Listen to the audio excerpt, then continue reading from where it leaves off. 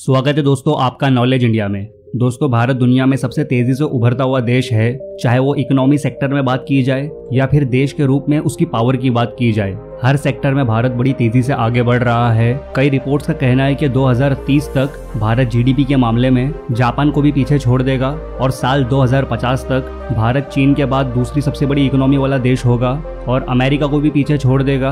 भारत भी इस बात को बखूबी समझता है, इसलिए भारत में चल रहे 10 मेगा प्रोजेक्ट्स जो ऐसे हैं जिनके पूरा होते ही दुनिया में भारत का कद और भी ज्यादा ऊपर हो जाएगा। दोस्तों चलिए इस वीडियो में जानते हैं भारत के उन 10 मेगा प्रोजेक्ट्स के बारे में जिनके पूरे होते ही भारत की किस्मत बदल कर रख देंगे। तो चलिए शुरू करते हैं आज का वीडियो, तो अंत तक जरूर देखिए इस वीडियो को। Number 10, Noida international airport project. किसी भी देश को अंतर्राष्ट्रीय रूप से जोड़ने के लिए एयरपोर्ट की जरूरत पड़ती है, जिससे दूसरे देशों से कनेक्टिविटी आसान हो सकती है। भारत में अब तक का सबसे बड़ा airport Indira Gandhi international airport है, जिसमें अभी कुल 3 रनवे ही है, जिसकी वजह से कई बार कई फ्लाइट्स को डिले भी करना पड़ता है। इस समस्या को देखते हुए साल 2001 में तब के यूपी के तत्कालीन सीएम राजनाथ सिंह ने नोएडा एयरपोर्ट की घोषणा की थी, पर बजट न होने की वजह से इसका काम शुरू नहीं हो पाया था। पर जब 2018 में फिर से एक बार बीजेपी की सरकार आई तो उस समय के तत्कालीन सीएम योगी आदित्यनाथ ने इसके काम को शुरू करवा दिया और इसके काम को पूरा करवाने के लिए 2024 तक का टाइम लिया गया है। इसमें कुल 6 रनवे होंगे, जिस वजह से यह भारत का सबसे बड़ा एयरपोर्ट बन जाएगा। साथ ही एशिया में भी सबसे बड़ा एयरपोर्ट होगा और दुनिया के सबसे बड़े एयरपोर्टों में से भी एक होगा। Number 9, Aditya L1 project. ISRO बिना किसी रुकावट के पूरे समय सूरज को ऑब्जर्व करने के लिए और उसके डेटा को इकट्ठा करने को लेकर आदित्य L1 नाम का एक प्रोजेक्ट प्लान कर रहा है। इस प्रोजेक्ट के तहत भारत आदित्य L1 सैटेलाइट को सूरज और पृथ्वी के बीच भेजेगा, पर सूरज को हर समय ऑब्जर्व करना इतना आसान नहीं है, क्योंकि समय समय पर सूरज पर ग्रहण लगता रहता है। अगर छोटी सी परेशानी भी इस मिशन में अगर आ जाती है तो ये पूरे तरीके से पूरा का पूरा मिशन चौपट हो सकता है। पर भारत अगर ये मिशन करने में सक्सेसफुल हो जाता है तो ये भारत के लिए दुनिया भर में एक ऐसी अचीवमेंट बन जाएगी जो भारत की पावर का डंका पूरी दुनिया में बजा देगा। Number 8, Vande Bharat mission. वंदे भारत की पहली ट्रेन साल 2019 में नई दिल्ली से वैष्णो देवी मंदिर के लिए चलाई गई थी। दोनों ट्रेन की बात करें तो दोनों भी ट्रेन खूब सफल रही। अब भारतीय रेलवे ने इस साल करीब 500 से ज्यादा वंदे भारत ट्रेन चलाने का मोटिव रखा है। इसे स्लीपर और सिटिंग दोनों रूप में लॉन्च किया जाएगा। इसकी वजह से रेलवे पुरानी प्रीमियम ट्रेनों जैसे राजधानी और शताब्दी से इसे वंदे भारत ट्रेन इसे रिप्लेस करेगी, जिसकी मदद से इंडियन रेलवेज में नया रेवेन्यू देखने मिलेगा। नंबर 7, ई हाईवे इंडिया प्रोजेक्ट। भारत में लगातार पेट्रोल और डीजल के दामों में तेजी आ रही है, जिसकी वजह से भारत दुनिया में सबसे महंगे तेल बेचने वाले देशों में से एक बन गया है। पेट्रोल और डीजल के दामों की बढ़ने की वजह से भारत में ट्रांसपोर्ट और महंगा हो गया है, जिसकी वजह से यहाँ हर चीज करीब 4 गुनी ज्यादा महंगी हो जाएगी। इसको देखते हुए भारत सरकार ने ई हाईवे बनाने की योजना बनाई है, जिसमें भारत में पेट्रोल और डीजल की मांगों में भारत में काफी कमी आएगी। साथ ही भारत कम कार्बन डाइऑक्साइड पैदा करने के अपने लक्ष्य को पूरा कर पाएगा। पहला ई हाईवे दिल्ली से मुंबई की ओर बन रहा है, जिसका पहला पार्ट 2022 के आखिर तक बनकर तैयार होने की उम्मीद है। इस हाईवे में हर गाड़ी 120 किलोमीटर प्रति घंटे की रफ्तार से चल पाएगी और दूसरे इलेक्ट्रॉनिक व्हीकल्स की चार्जिंग के लिए अलग से लेन बनाई जाएगी। नंबर 6, दिशा एंड तृष्णा मिशन। इसरो दिशा और तृष्णा नाम के मिशन को भी प्लान कर रहा है, मगर पिछले 2 सालों से कोविड के चलते भारत को अपने कई स्पेस प्रोग्राम्स और मिशंस डिले करने पड़े थे। पर अब एक बार फिर भारत अपने मिशंस पर तेजी से काम करना शुरू कर चुका है। वही दिशा मिशन के तहत इसरो दिशा नाम का सैटेलाइट अंतरिक्ष में भेजकर पृथ्वी के आखिरी परत पर स्टडी करेगा। वही तृष्णा प्रोजेक्ट फ्रांस के साथ मिलकर किया जाएगा। इसमें सैटेलाइट को अंतरिक्ष में भेजकर पृथ्वी के लैंड सरफेस की मैपिंग करेगा, जिससे जंगलों, natural resources, assessment, urban area, जंगलों की मैपिंग करी जाएगी। रिपोर्ट्स के मुताबिक ये अब तक की सबसे एक्यूरेट मैपिंग होंगी। नंबर 5, भारत माला प्रोजेक्ट। ये प्रोजेक्ट नेशनल हाईवे डेवलपमेंट का अपग्रेडेड प्रोजेक्ट मान सकते हैं। इस प्रोजेक्ट में सरकार करीब 50,000 किलोमीटर रोड, हाईवे और एक्सप्रेसवे बनाने का लक्ष्य रखती है।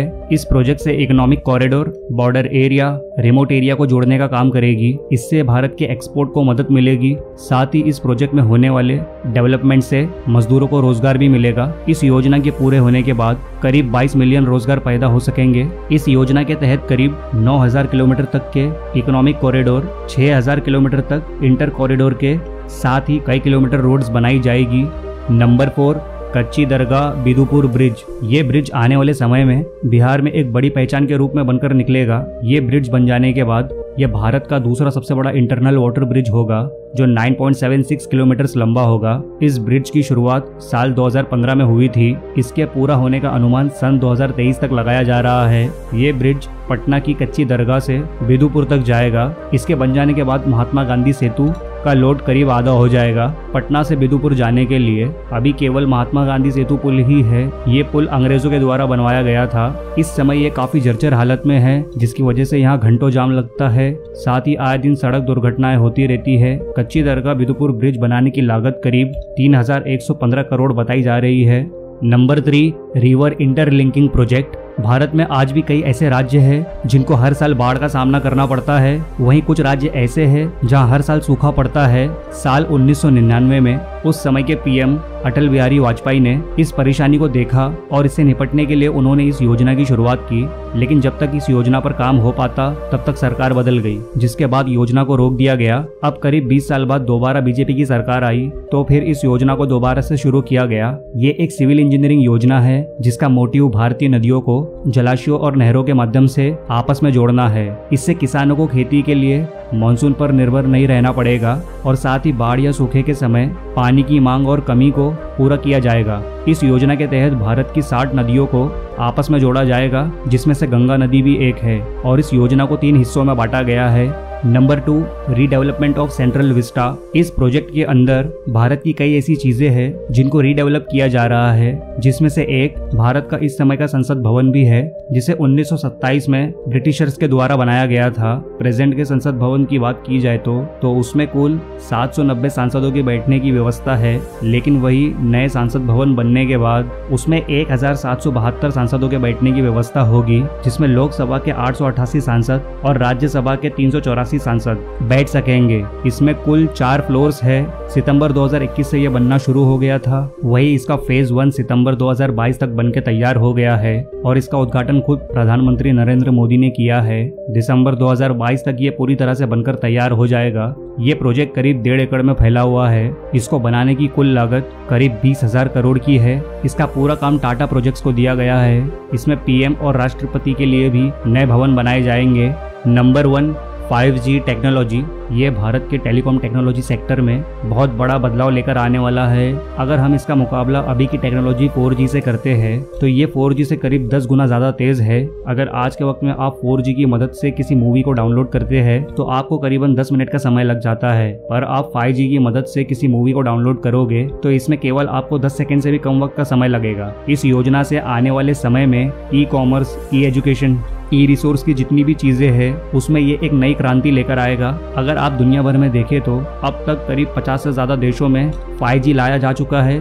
भारत में अब तक केवल ब्रॉडबैंड की मदद से ही 5G नेटवर्क मिल पा रहा था, पर उम्मीद है कि आने वाले साल में ये टेक्नोलॉजी पूरे भारत भर में देखने मिलेगी। तो दोस्तों, ये कुछ ऐसे प्रोजेक्ट्स हैं जो भारत में यहाँ के लोगों के जीवन को पूरी तरह से बदल कर रख देंगे।